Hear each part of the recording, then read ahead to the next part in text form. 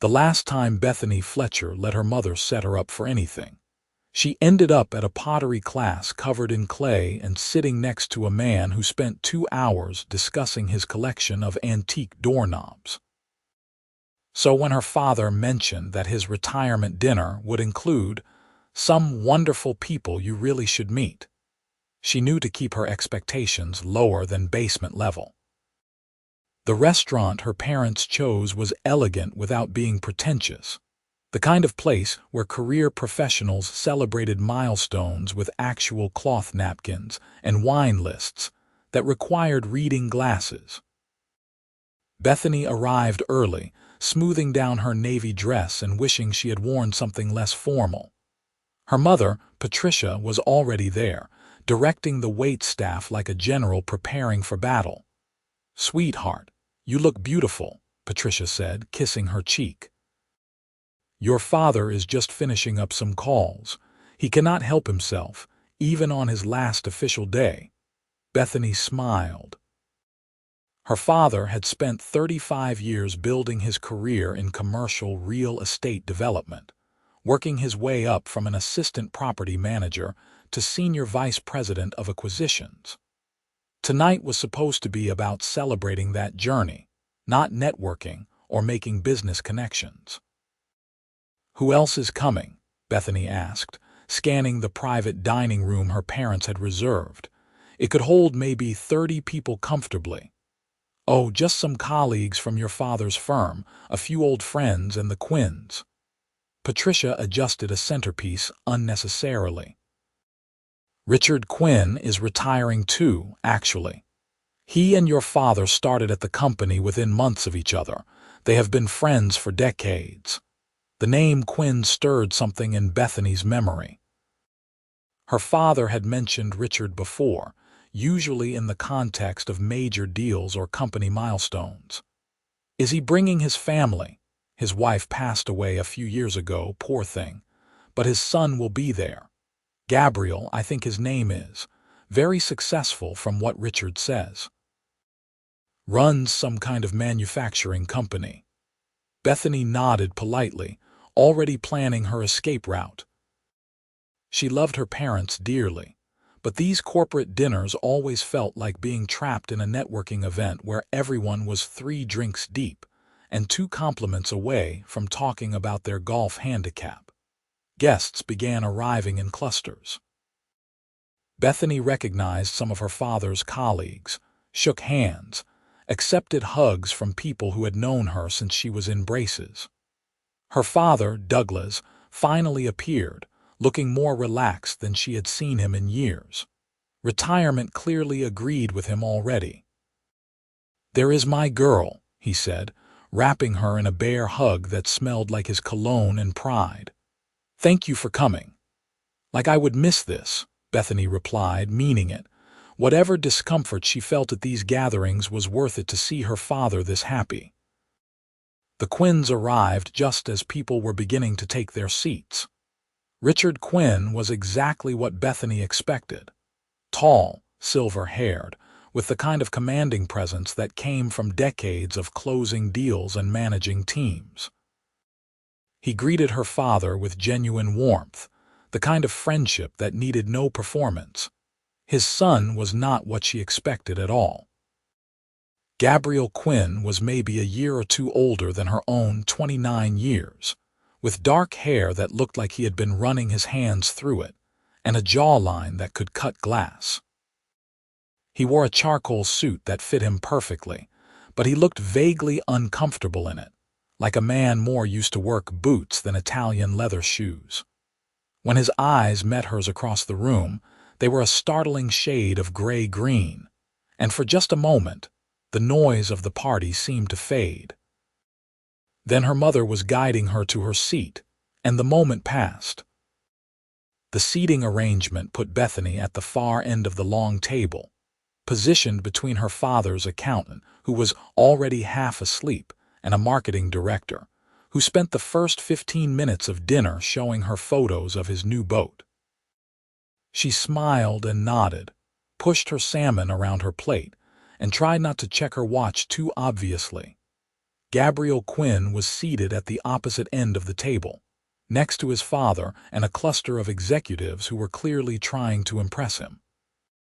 She noticed he barely spoke, just nodded occasionally and took small sips of his wine. While everyone else grew louder with each course, his corner seemed to exist in its own quiet bubble. She found herself watching him more than she should.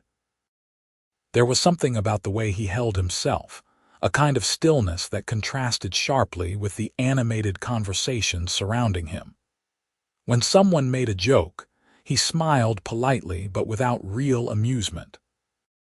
When the executives tried to engage him in conversation, he answered in what appeared to be complete sentences, but somehow managed to end each interaction quickly. "Bethany, are you listening?" the marketing director asked, and she jerked her attention back to her immediate vicinity. "Sorry, yes, absolutely," she lied. "The boat sounds amazing." By the time dessert arrived, Bethany's face hurt from forced smiling. She excused herself and slipped out to the restaurant's patio, which was blessedly empty in the cool evening air. The city stretched out below, lights beginning to twinkle as dusk settled in. She leaned against the railing and finally let herself breathe. Needed an escape too. She turned to find Gabriel Quinn stepping onto the patio, his hands in his pockets. Up close, she could see the fine lines around his eyes, the slight shadow of stubble along his jaw, the way his shoulders seemed to carry some invisible weight. "I was just getting some air," she said, which was not technically a lie. "That is fair." He moved to the railing but kept a respectful distance between them. "These things can be suffocating. You do not like retirement dinners." A ghost of a real smile crossed his face. "I do not like most dinners that involve more than 4 people and require me to explain what I do for a living 17 times. Bethany laughed, surprised by his honesty. "I am guessing you run a manufacturing company. Quinn Industrial Solutions. We make component parts for heavy machinery." "Fascinating stuff, I am sure." There was no bitterness in his voice, just a kind of dry self-awareness. "And you?" "I am a physical therapist. I work primarily with athletes recovering from surgery." "Now that actually sounds interesting." He turned to look at her properly, and she felt the full weight of his attention. "Do you enjoy it?"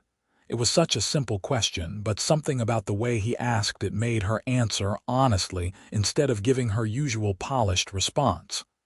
"Most days, yes." There is something satisfying about watching someone regain movement they thought they had lost, but it can be heartbreaking too when they do not progress the way they hoped. Gabriel nodded slowly. "That makes sense. Progress rarely follows the timeline we set for it." They fell into a comfortable silence, both looking out at the city. Bethany was acutely aware of him beside her, the way he seemed to take up space without demanding it, the subtle scent of his cologne mixing with the evening air. "Your father seems proud of you," Gabriel said eventually. "I heard him telling someone that you just opened your own practice." 2 months ago, Bethany confirmed. "It is terrifying and exhilarating in equal measure. Did you feel that way when you started your company?" "I inherited mine, actually, from my uncle." He paused, then added, "But I rebuilt it from the ground up, so maybe it amounts to the same thing. And yes, terrifying is the right word." "Is it successful?" "Sorry, that is probably rude to ask." "It is doing well."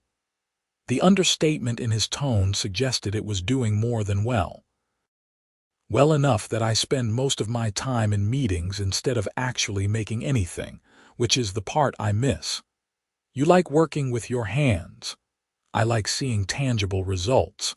I like knowing that the thing I designed actually works, that it solves a problem." He glanced at her. "I imagine you understand that, watching your patients recover." She did understand it, more than she expected to. Before she could respond, the patio door opened and Patricia poked her head out. "There you are. We are about to do the toasts." "Bethany, honey, your father wants you inside." Bethany pushed off the railing reluctantly. "I should go." "Yeah." Gabriel straightened but did not move toward the door immediately. "Bethany, right? I am Gabriel, though you probably figured that out." "I did." She found herself smiling genuinely for the first time all evening. "Nice to escape with you." "Likewise." Inside, the restaurant had transformed into a tribute to two careers well lived. Someone had prepared a slideshow that projected onto the wall, showing her father and Richard through the decades. Young and eager in their first office, celebrating deals, at company retreats, growing older and grayer but no less ambitious. People laughed and occasionally got misty-eyed. Speeches were made, the kind that balanced humor with genuine affection. Bethany watched Gabriel during his father's speech. Richard spoke about legacy and friendship, about building something that mattered beyond profit margins. Gabriel's expression was impossible to read, but his attention never wavered from his father's face. When it was her own father's turn, Douglas surprised her by becoming emotional. "I thought success was about the buildings we acquired, the deals we closed, the money we made. And those things mattered, do not get me wrong, but the real success was the people." His voice cracked slightly. "Coming home to Patricia every night, knowing she believed in me even when I did not believe in myself. Watching Bethany grow into a woman who builds people up instead of just buildings. That is what I am proud of. That is what I am taking into retirement." Bethany felt tears prick her eyes. Her mother squeezed her hand. Around the table, people clapped and raised their glasses. When Bethany glanced down the table, Gabriel was looking directly at her, and something passed between them, some wordless understanding of what it meant to be the child of someone who gave everything to their work, and somehow still managed to give enough to their family. The party wound down slowly. People lingered over coffee and cognac, telling stories and making promises to stay in touch that might or might not be kept. Bethany helped her mother gather flowers and leftover centerpieces, played the dutiful daughter, accepted compliments about her practice and her dress and her thoughtfulness in coming. She did not see Gabriel again until she was leaving. He was standing in the restaurant's entrance, apparently waiting for the valet to bring his car around. They made eye contact, and he raised his hand in a small wave. She waved back, feeling oddly disappointed that they had not spoken again. Then he was walking toward her, and her heart did something stupid in her chest. "I just wanted to say it was nice meeting you," Gabriel said when he reached her. "That patio conversation was the most genuine interaction I have had at one of these things in years." "I know what you mean." Bethany adjusted her purse strap, suddenly nervous. "Your father seems like a good man." "He is the best man I know."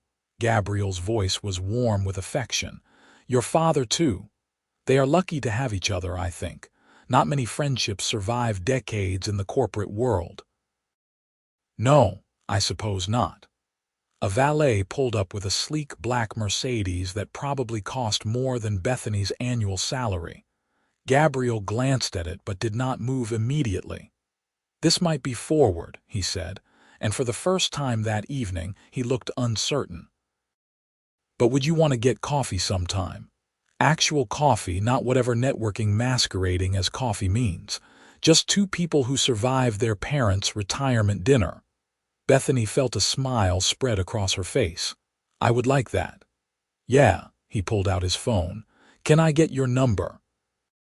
They exchanged information, and Bethany tried not to overthink the way his fingers brushed hers when he handed his phone to her to type in her contact details. The valet was clearly waiting, engine idling. "I will text you," Gabriel promised. "Soon. Not in that way where soon means 3 weeks and you have forgotten who I am." "I do not think I will forget," Bethany said honestly.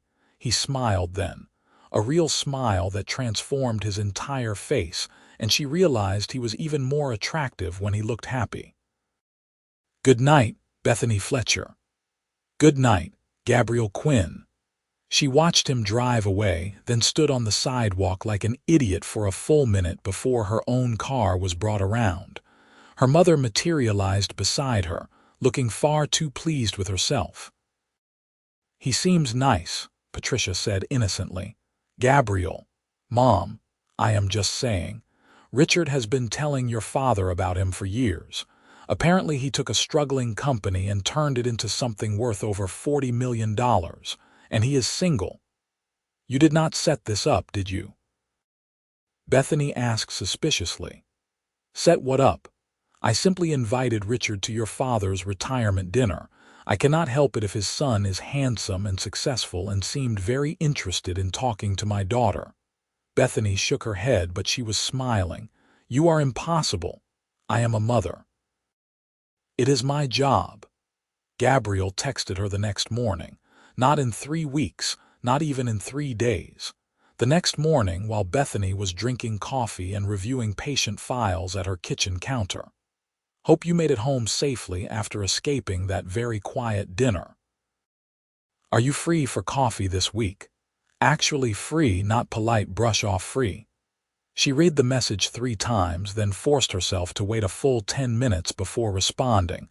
No need to seem desperate, even if her heart was racing. Made it home in one piece. Wednesday afternoon. "I have a gap between appointments." His response came within 2 minutes. "Perfect. There is a place called Momentum Coffee near the medical district. 2 o'clock. She knew the place. It was small and unpretentious, the kind of coffee shop that attracted medical professionals and students rather than the laptop and linger crowd. She liked that he had chosen somewhere low-key. Wednesday could not come fast enough. Bethany went through the motions of her work, treating a runner with a torn meniscus, helping a college basketball player regain shoulder mobility, consulting with an orthopedic surgeon about post-operative protocols. But in the back of her mind, she kept replaying that conversation on the patio, the way Gabriel had looked at her like he was genuinely interested in what she had to say. She changed outfits 3 times on Wednesday before settling on jeans and a soft green sweater that her best friend swore brought out her eyes. Casual but put together. Approachable but not trying too hard. She was being ridiculous and she knew it. Gabriel was already there when she arrived, sitting at a corner table with 2 cups in front of him. He stood when he saw her, and she noticed he was wearing jeans too, paired with a dark Henley that showed off broad shoulders and muscular forearms. He looked more comfortable than he had in his suit, more like himself. "I took a guess and got you a latte," he said, gesturing to one of the cups, "but I can get you something else if you prefer. Latte is perfect." She slid into the chair across from him, wrapping her hands around the warm cup. "Thank you. Thank you for coming. I was worried I might have imagined that we actually had a decent conversation and this would be painfully awkward. No, we definitely had a conversation, a good one." She took a sip of her latte. "So tell me, what does the CEO of a $40 million company do when he is not attending retirement dinners?" Gabriel raised an eyebrow. "Who told you the 40 million part?" "My mother, who apparently knows everything about everyone." Bethany felt her cheeks warm. "Sorry, that probably sounds like I was investigating you. Only if I cannot admit that my father told me you graduated top of your class and turned down 3 job offers to open your own practice instead." He leaned back in his chair, looking amused. "Apparently our parents have been comparing notes about us for years. That is horrifying and somehow exactly what I should have expected." Bethany laughed. "But you did not answer my question." "What do I do?" Gabriel considered. "I spend a lot of time in meetings, reviewing contracts, managing people who are much smarter than me in their specific areas. I visit our manufacturing facilities, though not as often as I would like." I try to design new component systems, but mostly that happens at night when I should be sleeping. You design them yourself. I have a degree in mechanical engineering. I started out on the factory floor, actually working with the machines. That was before my uncle got sick and left me the company in his will. He stared into his coffee. Sometimes I miss those days. Everything was simpler when I was just solving mechanical problems instead of financial ones. Why not hire someone to do the CEO part and go back to engineering? Because 40 people depend on the company for their jobs, and the CEO part is what keeps those jobs secure. He met her eyes. But I appreciate that you are the first person to suggest I could just walk away. Most people assume I must love the power or the money. You love those things. The money is useful. The power is mostly an illusion. What I actually love is knowing that the parts we make keep agricultural equipment running, which helps farmers feed people, which matters. He smiled slightly. Sorry, that probably sounds pretentious. It sounds like you care about doing meaningful work. I understand that. Bethany traced the rim of her cup. That is why I opened my own practice. I was working at a sports medicine clinic that was more focused on billing than healing. Every patient was a number. Every session had to justify its cost. I wanted to actually help people, even if it meant taking a huge financial risk. Is it working? The practice? Ask me again in 6 months. Right now I am running on optimism and credit card debt. She said it lightly, but it was true. The practice was slowly building a client base, but there were nights when she lay awake calculating how long she could survive if referrals dried up. Gabriel nodded slowly. I remember that feeling. That first year after I took over Quinn Industrial, I thought I was going to drive it into the ground. Every decision felt impossible, every risk felt fatal. My uncle had built something good and I was terrified of destroying it. But you did not. No, though there were close calls. He paused. Do you have a business partner? Someone to share the stress with? Just me. I have an office manager who works part-time and I rent space in a medical building with shared reception services. But the clinical decisions, the financial risks, all of that is on me. That takes guts. Or stupidity. The verdict is still out. They talked for 2 hours. The coffee shop emptied and refilled around them, but neither seemed to notice. Gabriel told her about the challenges of manufacturing in a global economy, the satisfaction of solving a particularly difficult engineering problem, his complicated relationship with success. Bethany found herself sharing things she rarely discussed. Her fear of failure, her frustration with insurance companies that valued profit over patient outcomes, her dream of eventually expanding to work with veterans and first responders. He listened, actually listened, in a way that made her feel heard rather than just tolerated. When she talked about a patient who had regained the ability to walk after everyone said it was impossible, his eyes lit up with genuine interest. When she admitted that some days she questioned everything, he nodded like he understood completely. I should let you get back to work, Gabriel said eventually, glancing at his watch. Though I do not particularly want to. I have one more patient at 4, Bethany said reluctantly. But this was really nice. Can we do it again? Maybe dinner this time, something that lasts longer than coffee, her smile answered before her words did. I would really like that. Friday night. I know a place that does incredible Italian food. Small, quiet, actual conversation instead of trendy small plates and loud music. That sounds perfect. They exchanged a few more words, made concrete plans, then parted ways on the sidewalk outside the coffee shop. Bethany felt like she was floating as she walked back to her office. Her office manager, Sandra, took one look at her face and grinned. Good coffee date? Sandra asked. Really good coffee date. Tell me everything. but Bethany just shook her head, still smiling. "I have a patient in 20 minutes. Pull up the files for Sarah Morrison." "You are no fun," Sandra complained, but she pulled up the files. Bethany tried to focus on Sarah's recovering ACL, but her mind kept drifting to gray-green eyes and the sound of Gabriel's laugh when she had made a joke about corporate jargon. This could be something, she thought. This felt different than the awkward setups and boring first dates that went nowhere. This felt like the beginning of something real. Friday arrived wrapped in anticipation and nerves. Bethany changed clothes 4 times before settling on a dark red dress that was elegant without being too formal. She applied makeup with unusual care, then wiped most of it off because she looked like she was trying too hard. By the time Gabriel knocked on her door at 7, she had almost convinced herself that she had built this up too much in her mind, that no date could live up to the expectations she had constructed. Then she opened the door, and he was standing there holding a single sunflower, and all her anxiety melted away. "You brought me a flower," she said, touched by the gesture. "I noticed you had sunflowers in your office photo on your practice website. I thought you might like them."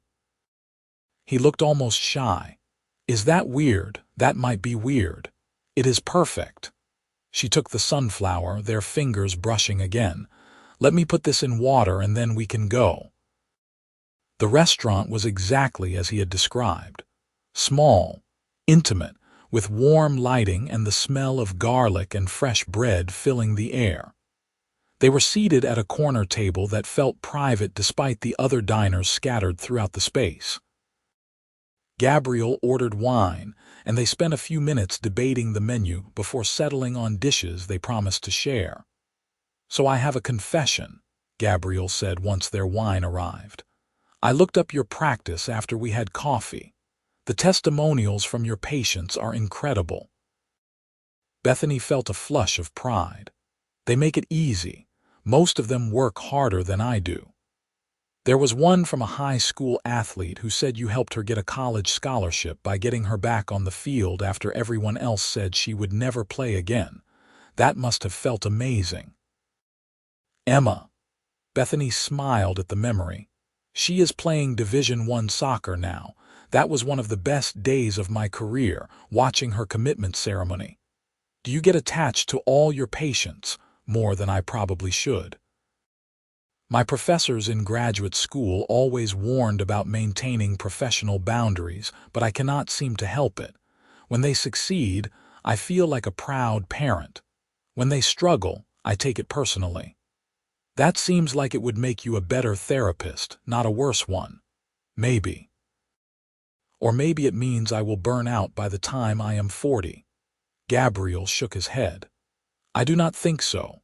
Passion like that sustains you, even when it is hard. I think about the guys on my factory floor who have been there for 20 years. They still get excited when we solve a manufacturing challenge. That enthusiasm does not die if it is genuine." Their food arrived, and they fell into an easy rhythm of eating and talking, sharing bites and stories. Gabriel told her about learning to weld from his uncle, about the first part he had ever designed that actually made it into production.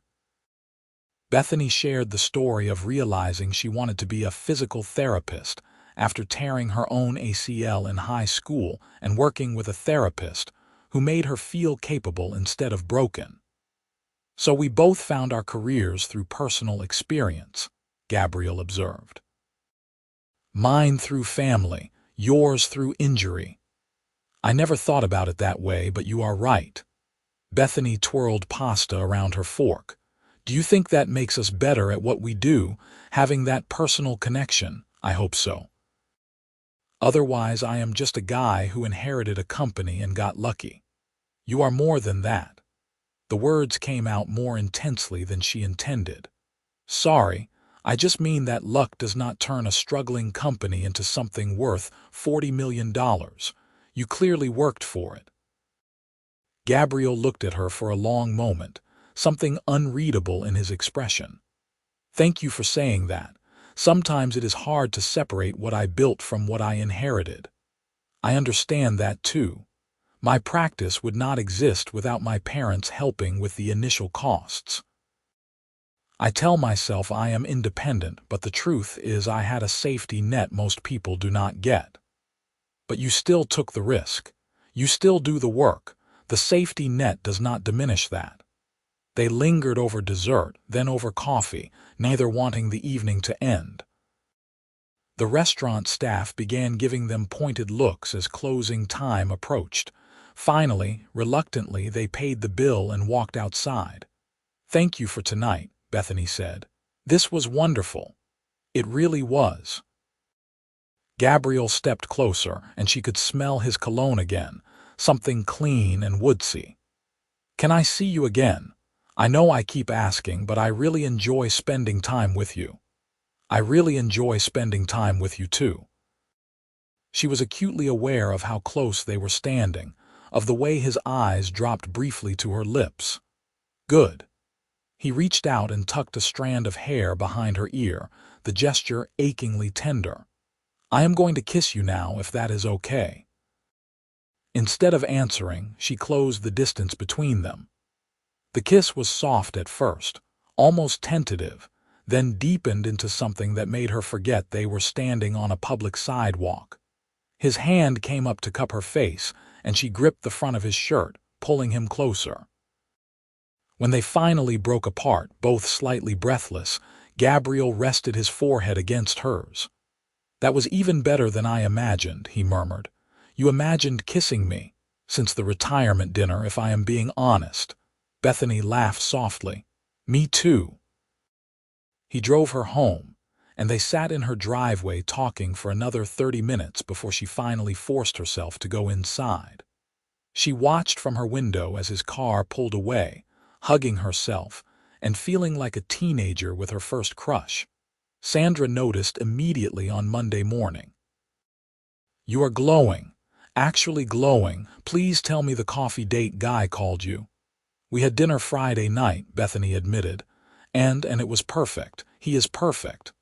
Well, not perfect, but perfect for me, I think. Details, I need details. But before Bethany could respond, her first patient arrived, and she had to table the conversation.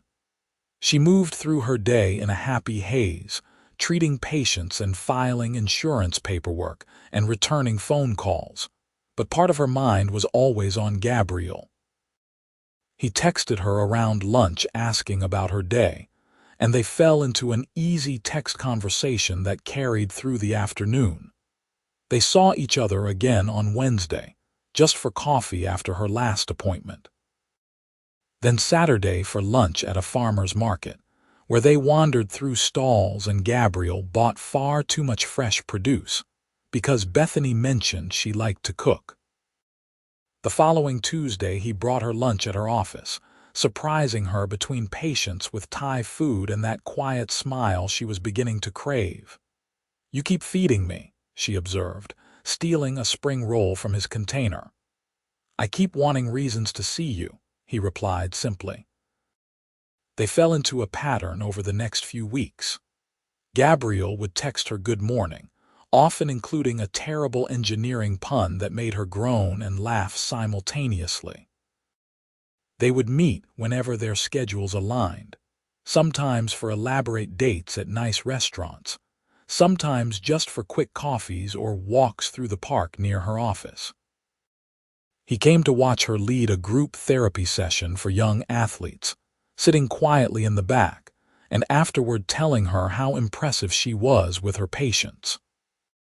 She visited his factory, letting him show her the machinery and explain manufacturing processes she did not fully understand but loved watching him get excited about. One evening, about 6 weeks after they had started dating, Gabriel invited her to his house for dinner. He lived in a modern home on the outskirts of the city, all clean lines and large windows that overlooked a heavily wooded lot. "You built this, did not you?" Bethany asked, taking in the space. It was tastefully furnished but comfortable, lived in rather than showroom perfect. Designed it anyway. A friend of mine who is a contractor actually built it. Gabriel pulled ingredients from his refrigerator. I hope you like salmon, I should have asked. I love salmon. Can I help? They cooked together, moving around his kitchen with surprising ease. Gabriel told her about designing the house, pointing out custom features he had incorporated. Bethany shared stories about her own much smaller house, which she was slowly renovating herself with more enthusiasm than skill. I tried to install new bathroom fixtures last month, she said, laughing at herself. Ended up flooding the bathroom and having to call an emergency plumber at 10 at night. Why did not you call me? I am pretty handy with plumbing. We had been on 3 dates. Calling you to fix my plumbing disaster seemed like a lot. Gabriel set down the knife he had been using to chop vegetables and turned to face her. Bethany, you can call me for anything. 3 dates or 30, it does not matter. If you need help, I want to be there. The sincerity in his voice made her chest tight. That goes both ways, you know. If your factory burns down or you need someone to talk to at 3 in the morning, I am here. I will remember that. They ate dinner at his dining table, which offered a view of the woods slowly darkening as the sun set. After, they moved to his living room, ostensibly to watch a movie but mostly just to sit close together on his couch. Gabriel put his arm around her and Bethany tucked herself against his side, feeling more content than she had in years. Can I ask you something? Gabriel said eventually. Of course. What are we doing here? I mean, I know we are dating, but I want to make sure we are on the same page about what this is. Bethany sat up slightly so she could look at him. What do you want it to be? I want you to be my girlfriend, officially. I want to stop pretending I am playing it cool when I am checking my phone every 5 minutes hoping you texted. I want to introduce you as my girlfriend, not just as Bethany. He paused. But only if that is what you want too. I want that, she said softly. I really want that. He kissed her then, deep and slow and full of promise. When they broke apart, both slightly dazed, Gabriel pulled her back against his chest and she could hear his heart racing. So that is settled, he murmured against her hair. Very settled. They did not watch much of the movie. Mostly they talked about their pasts and their hopes for the future, about the things that scared them and the dreams they barely dared speak aloud. Gabriel told her about his mother dying when he was young, about his father working multiple jobs to keep them afloat, about the uncle who had taken him under his wing and taught him everything about engineering and business. Bethany shared her own struggles, the pressure she felt to live up to her parents' expectations, her fear that she was not doing enough with the opportunities she had been given. You are doing incredible things, Gabriel said firmly. Your parents should be proud. I am proud of you, and I have only known you for a few weeks. You barely know me. I know enough. I know you care deeply about people. I know you work harder than anyone I have met. I know you make me want to be better than I am. Gabriel. She did not know what else to say, so she kissed him instead. She stayed late, later than she intended, curled up on his couch and stealing his warmth. When she finally forced herself to leave, it was past midnight, and Gabriel walked her to her car like he could not stand to let her go just yet. Text me when you get home so I know you are safe, he said. It is a 20-minute drive. I do not care. Text me anyway. She did, and he responded immediately with a heart emoji and sweet dreams. Bethany fell asleep that night smiling, her phone on the pillow beside her. Their relationship deepened as summer turned to fall. Gabriel became a fixture at her practice, stopping by with coffee or lunch whenever his schedule allowed. She learned to recognize his car in the parking lot, felt her heart lift every time she saw it. Her patients began asking about the handsome man who brings you flowers, and Sandra made increasingly less subtle comments about wedding bells. It has been 3 months, Bethany protested. "We are not talking about marriage." "But you are in love with him," Sandra said knowingly. "Do not even try to deny it. You light up like a Christmas tree every time he texts you." Bethany could not deny it because it was true. She was in love with Gabriel Quinn, desperately and completely. She loved the way he listened like her words actually mattered. She loved his quiet strength, the way he led his company with integrity rather than ego. She loved that he brought her coffee made exactly the way she liked it and remembered small details she mentioned in passing. She loved watching him with his employees, respectful and fair. She loved the way he held her, like she was something precious. She just had not told him yet. Gabriel took her to meet his father for lunch on a Saturday in October. Richard Quinn looked older than he had at the retirement dinner, but his eyes were sharp and kind as he shook Bethany's hand. "So you are the woman who has my son checking his phone every 30 seconds, Richard said, smiling. "Dad," Gabriel protested, but he was smiling too. Lunch was easy and comfortable. Richard asked about her practice with genuine interest, shared stories about Gabriel as a child that made Gabriel groan and Bethany laugh. He spoke about his late wife, Gabriel's mother, with a tenderness that made Bethany's chest ache. "She would have liked you," Richard said to Bethany. "She always said Gabriel needed someone who would challenge him, not just admire him.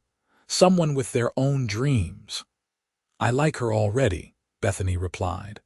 After lunch, Gabriel drove them to a small park where he used to play as a child.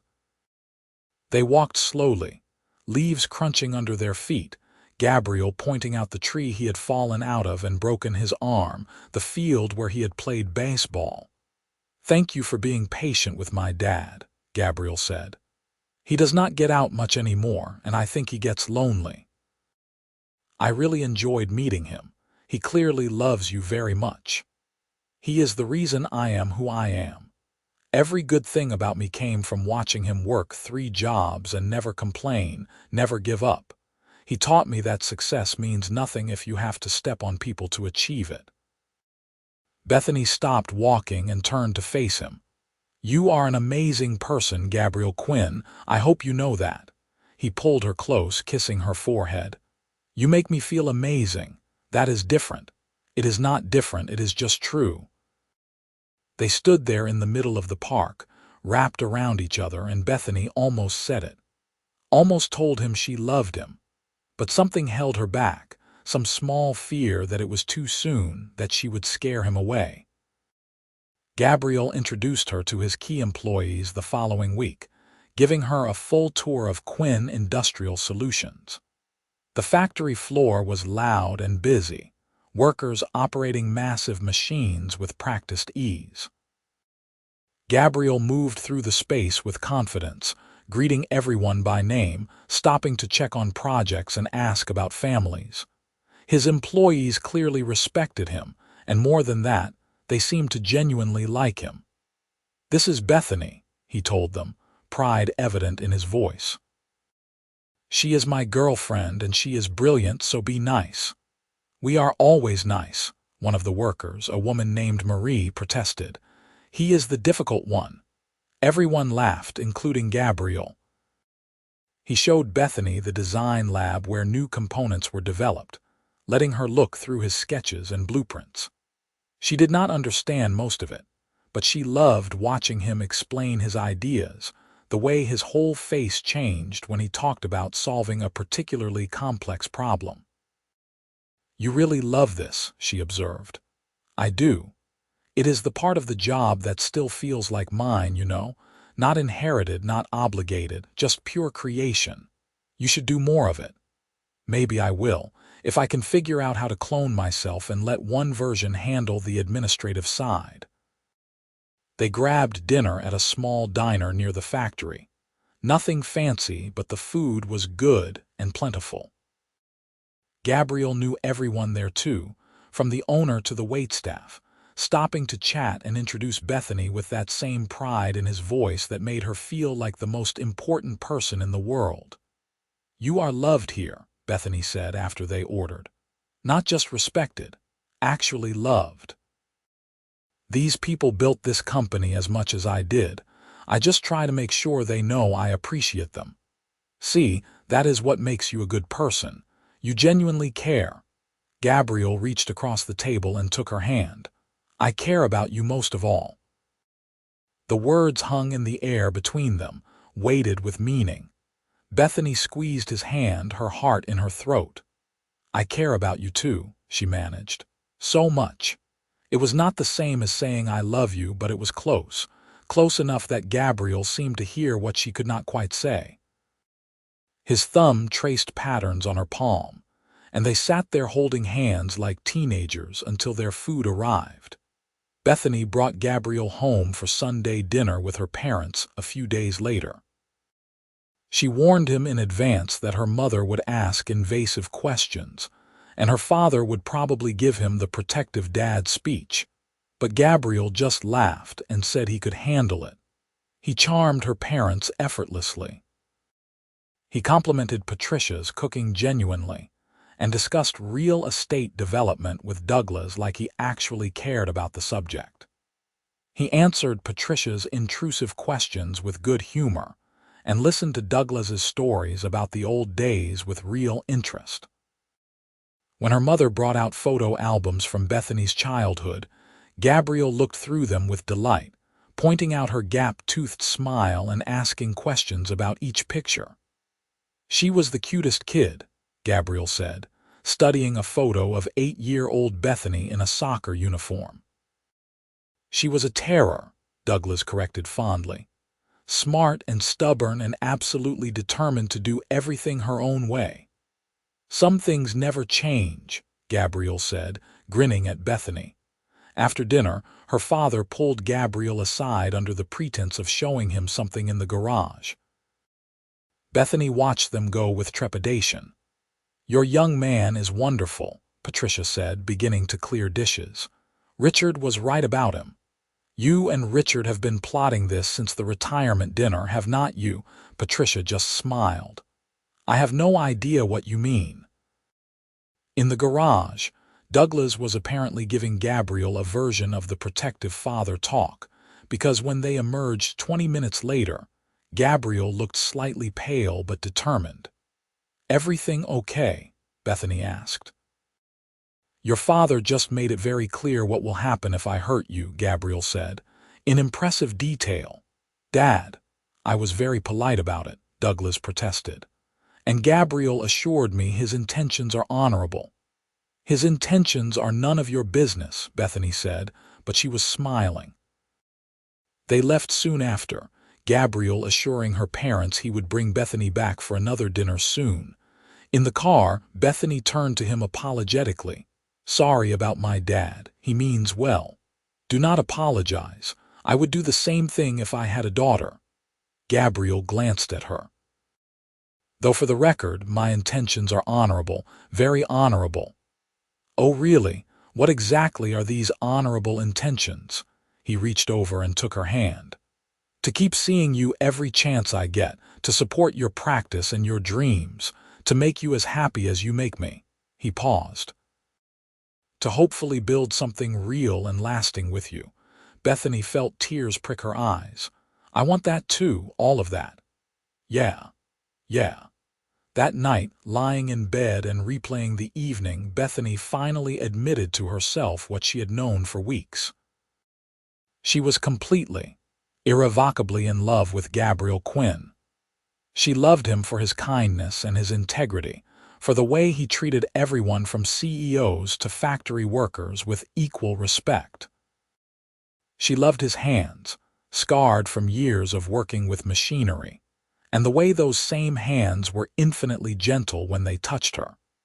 She loved his quiet strength and his vulnerability when he talked about his mother or his fears about living up to his uncle's legacy.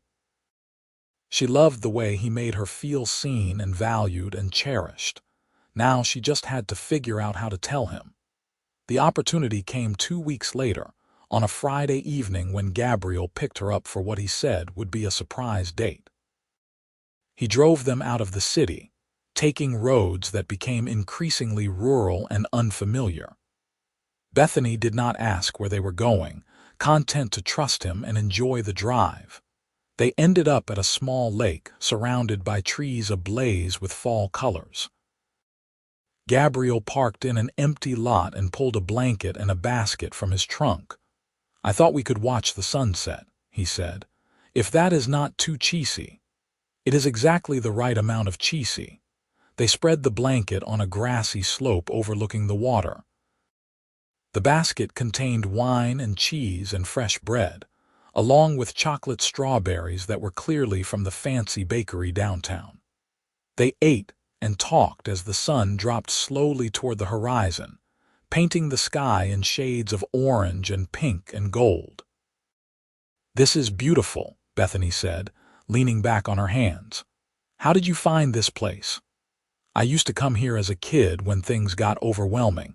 It was far enough from the city to feel like a different world, but close enough to reach by bicycle." Gabriel lay back on the blanket, hands behind his head. "I have not been here in years, but I thought of it when I was trying to plan something special for tonight." "Why tonight?" He turned his head to look at her. "Because we have been together for 4 months now, and I wanted to do something that felt meaningful. This place is meaningful to me, and you are meaningful to me, so it seemed right to combine them." Bethany felt her heart expand in her chest. "Gabriel, I need to tell you something." He sat up, concern flickering across his face. "Okay," she took a breath, gathering her courage. "I love you. I am in love with you. I have been for weeks, probably since that first coffee date if I am being completely honest. You make me feel things I did not think I would ever feel, and I cannot keep pretending I am being casual about this when I am not casual at all. I am all in, completely, terrifyingly in love with you."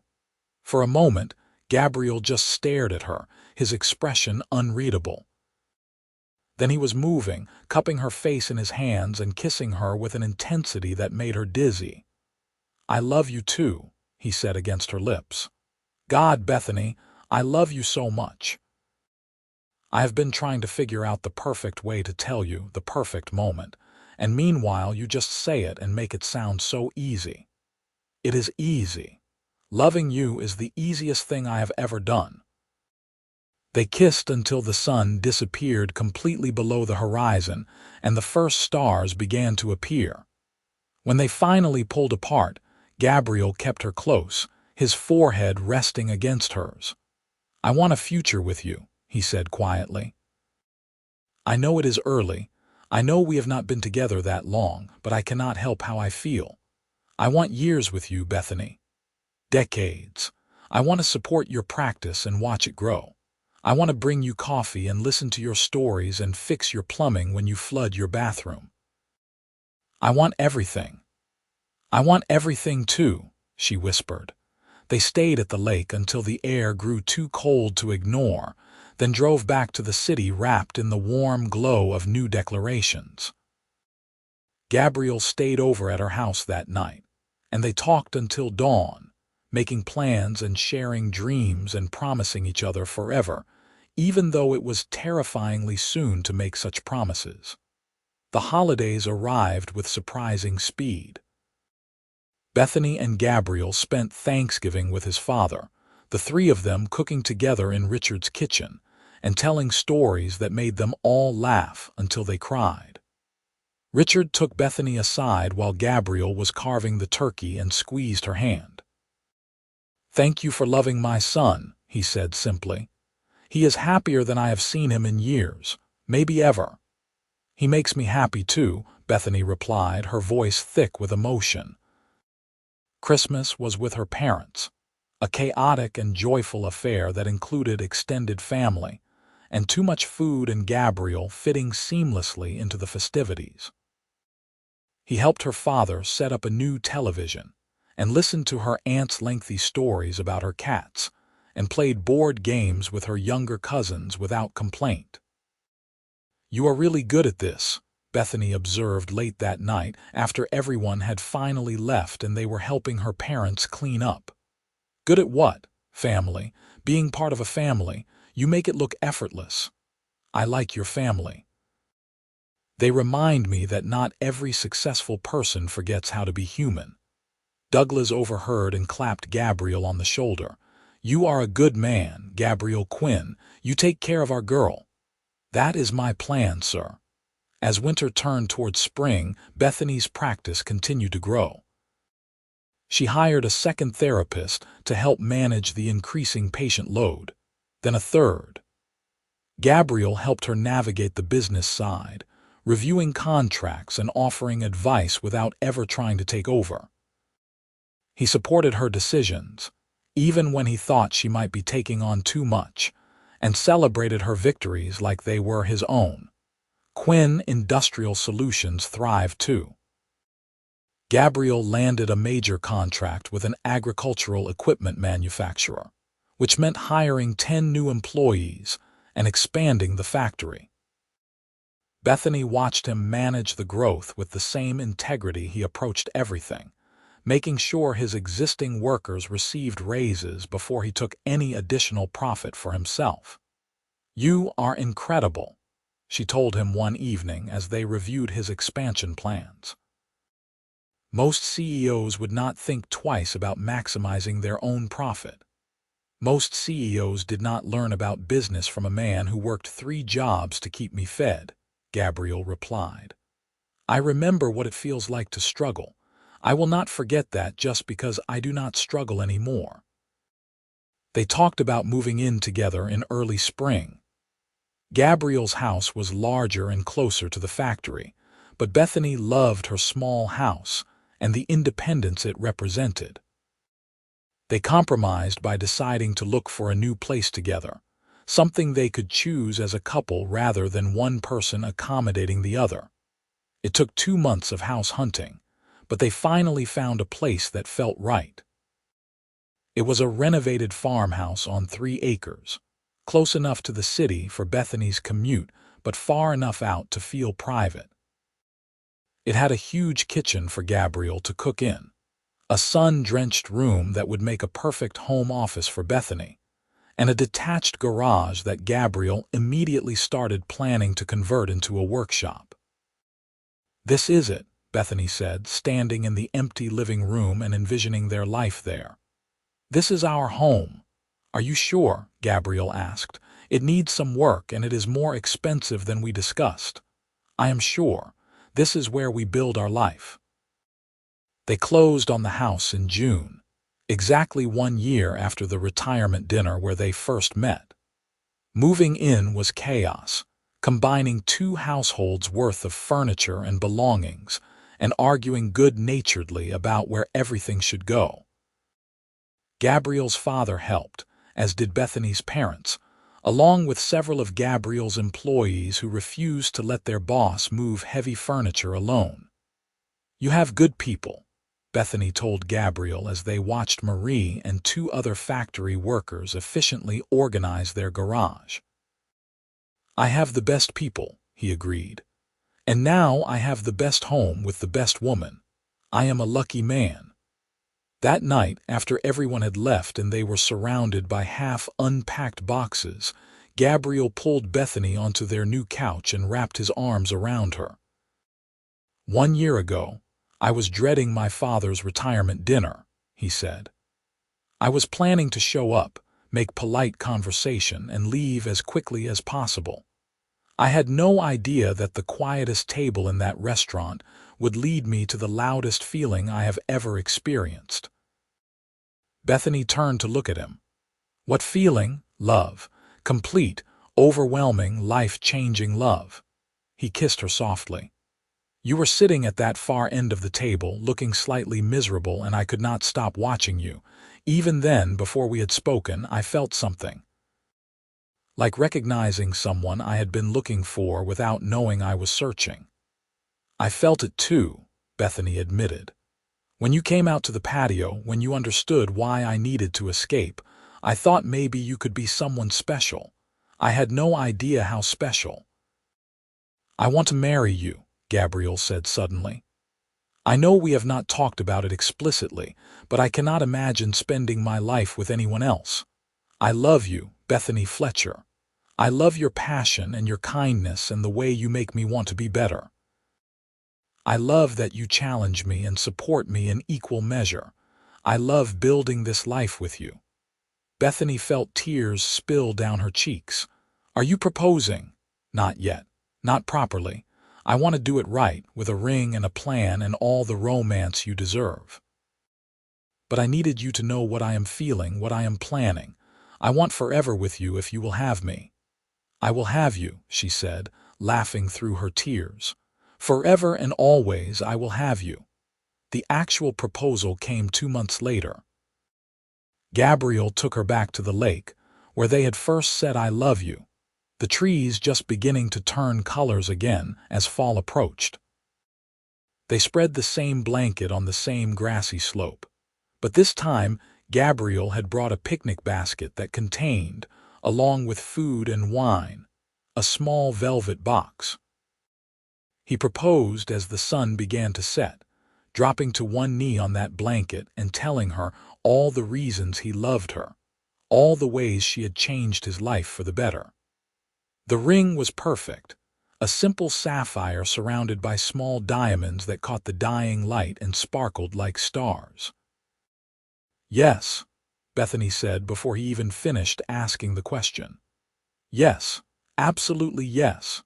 They called their families from the lake, both sets of parents crying and congratulating them and claiming they had known all along. Patricia insisted she had planned it from the moment she had invited Richard Quinn to the retirement dinner, and maybe she was right. Maybe their parents had seen something neither of them could see yet, some compatibility that would take time to reveal itself. They married the following spring in a small ceremony at their farmhouse, surrounded by the people they loved most. Richard walked Bethany down the makeshift aisle since her own father was standing up with Gabriel, the two old friends grinning like they had just closed the deal of their lives. The ceremony was simple and heartfelt, written by the couple themselves, full of promises about supporting dreams and choosing each other every day and building a life that mattered beyond bank accounts and business success. At the reception, held in a tent in their backyard, Douglas gave a toast that made everyone laugh and cry.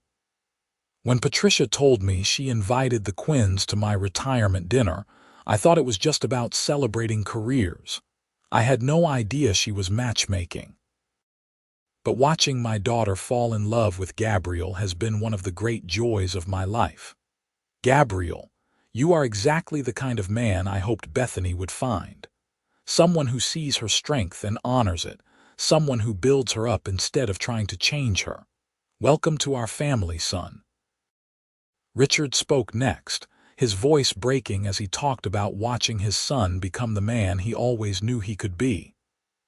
"Gabriel got his intelligence from his mother and his work ethic from me, but he got his heart from somewhere all his own.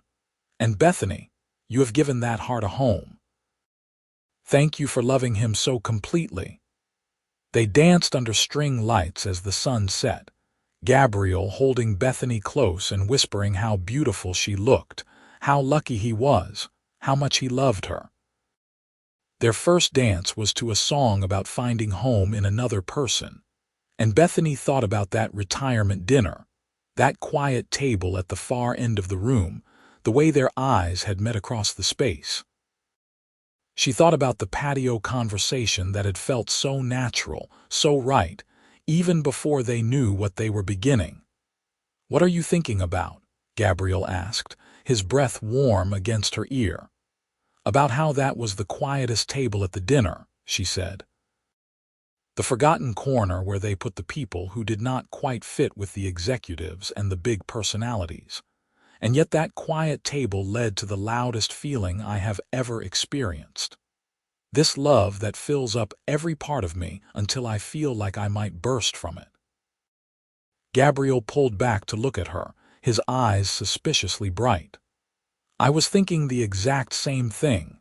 How grateful I am that your mother seated us where she did, that we both needed to escape, that we found each other in that quiet space." "It was not quiet for long," Bethany said, smiling. Not once we started talking. Not once I realized who you were. Who am I? You are the person I have been waiting for my entire life without knowing I was waiting. You are my best friend and my love and my future. You are home." They kissed as their guests cheered, as the sun disappeared and the stars emerged, as their new life together truly began. The years that followed were full of growth and challenge and joy. Bethany's practice expanded into multiple locations, helping hundreds of patients reclaim their mobility and their lives. Gabriel continued to lead Quinn Industrial Solutions with integrity and innovation, developing new products that improved agricultural efficiency and created jobs in struggling communities.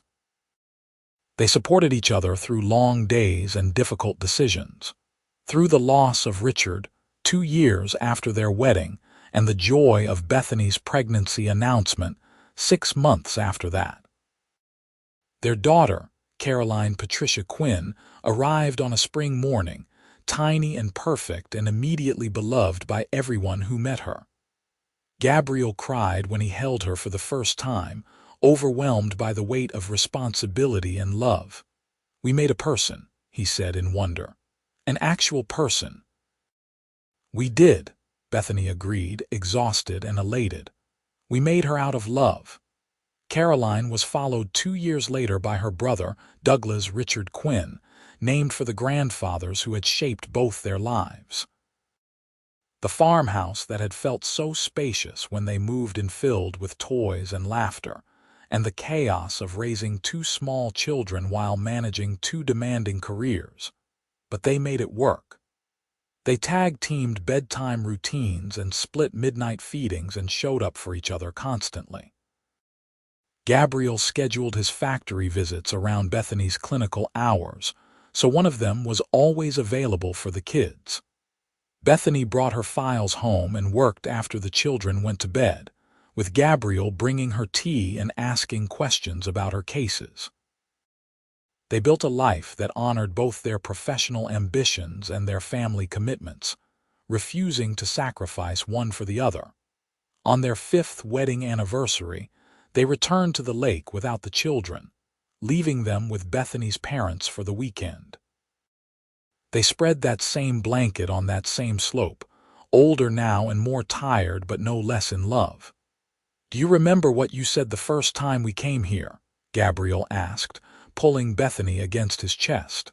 "When you told me you loved me, I said loving you was the easiest thing I have ever done." "Is it still easy?" With the kids and the chaos and the never having enough time, Bethany thought about it, about the exhaustion and the stress and the constant juggling. "No," she admitted. "It is not easy anymore. It is harder than I ever imagined, but it is still the best thing I have ever done." "You are still the best thing that has ever happened to me." Gabriel kissed the top of her head. "I love you, Bethany Quinn. Every day I wake up grateful that your mother orchestrated that retirement dinner. Grateful that we both needed to escape to that patio. Grateful for every moment that led me to you. I love you too, forever and always." They watched the sunset together, the same sky painting the same colors it had painted that first time, that first declaration. But everything else had changed. They were no longer 2 people tentatively falling in love, uncertain of the future. They were a family, partners in every sense, building a life that mattered beyond themselves.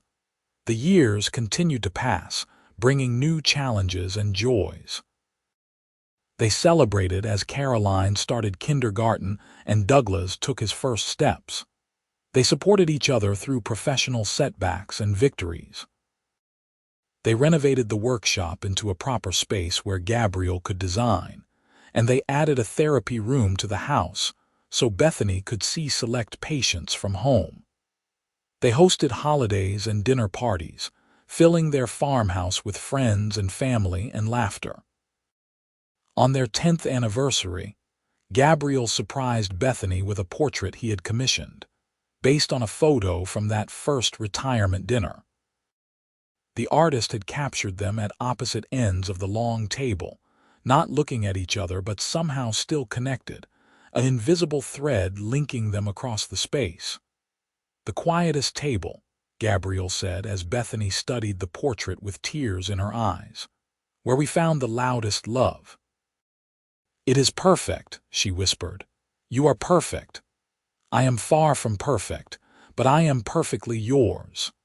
They hung the portrait in their living room, a constant reminder of where they started, of the unlikely meeting that changed everything. When people asked about it, they told the story together, finishing each other's sentences and adding details the other forgot.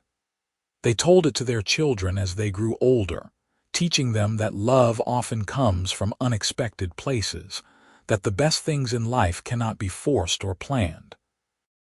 Caroline and Douglas grew into remarkable young people, shaped by parents who demonstrated every day what real partnership looked like. They watched their mother build a practice that changed lives, and their father run a company that valued people over profit.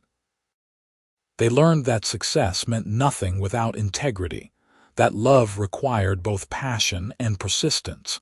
When Caroline was 16, she asked her parents how they knew they wanted to get married. They were sitting around the dinner table, a rare evening when everyone's schedules aligned. "Your father told me he loved me by a lake at sunset," Bethany said, "and I realized I could not imagine building a life with anyone else." "But how did you know?" Caroline pressed. "How did you know it would work?" Gabriel and Bethany exchanged a glance, one of those wordless communications that came from years of partnership.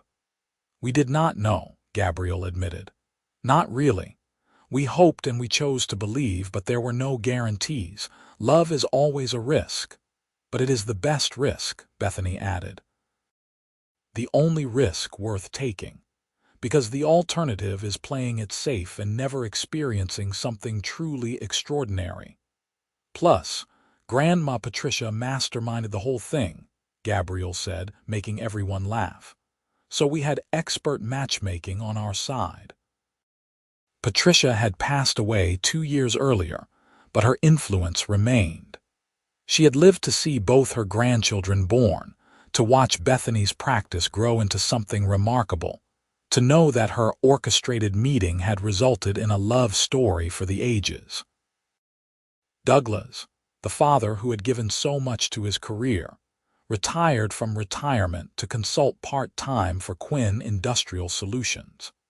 He and Gabriel worked together on sustainable manufacturing initiatives, combining decades of real estate development experience with innovative engineering. It brought Douglas joy to work alongside his son-in-law, to see firsthand the integrity with which Gabriel conducted business. The farmhouse aged gracefully, as did its occupants. Gray appeared in Gabriel's dark hair and fine lines around Bethany's eyes. Their bodies bore the marks of time and parenthood and life fully lived.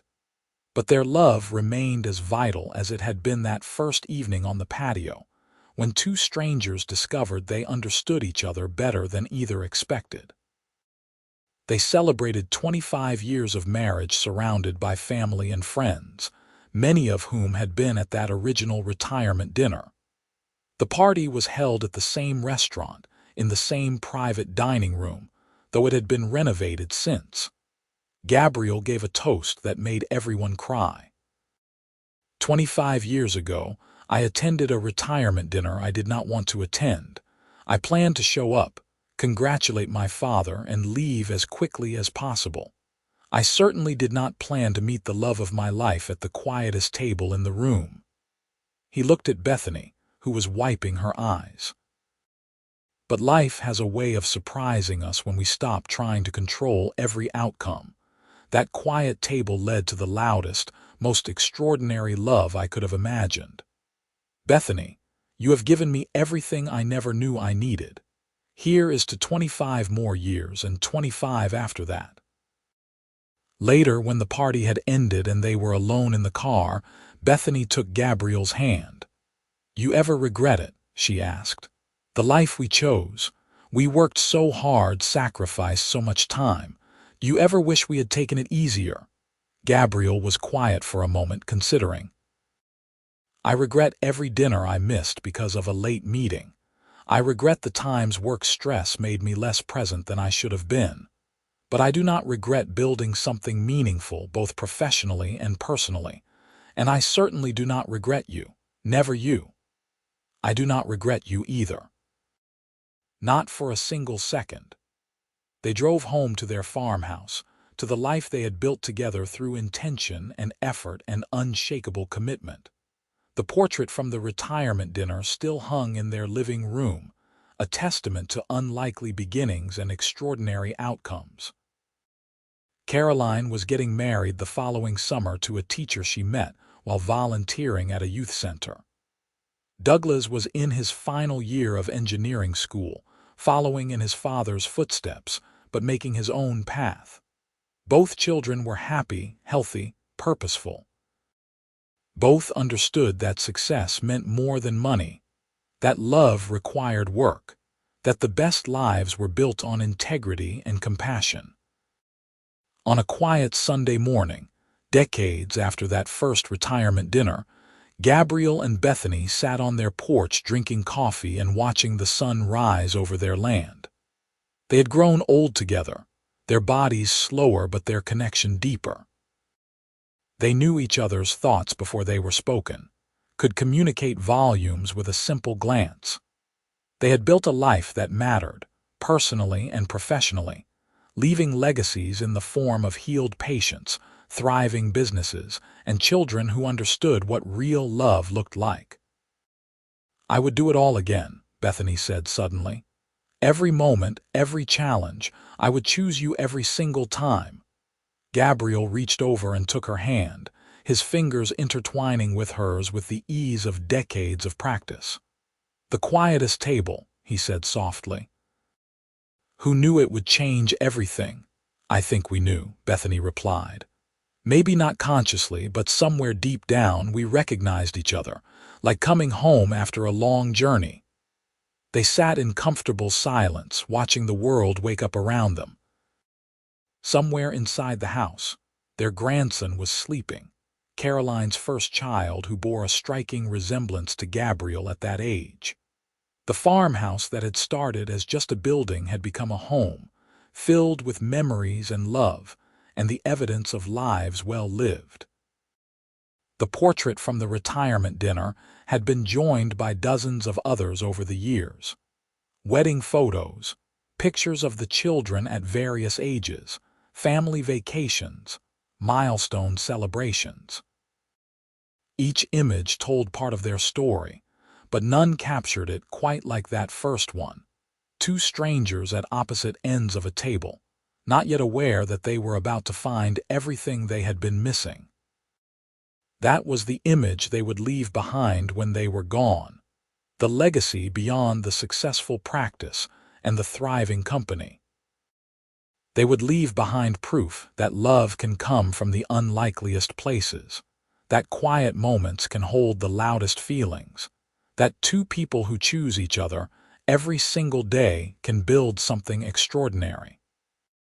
Years later, at Gabriel's funeral, Bethany stood before a room full of people whose lives he had touched and told them about the retirement dinner. She was 83 years old, still clear-eyed and sharp despite her grief. She told them about the patio conversation, the coffee date, the lake at sunset. She told them about 47 years of marriage that had been both harder and more beautiful than anything she could have imagined. "He always said it was the quietest table," Bethany concluded, her voice steady despite her tears. "The forgotten corner where nobody important sat. But he was wrong. It was the most important table of our lives because it brought us together. Because sometimes the quietest moments hold the loudest truths." She lived another 3 years, long enough to see Douglas's children grow, to hold Caroline's grandchildren, to know that the love she and Gabriel had built would ripple forward through generations.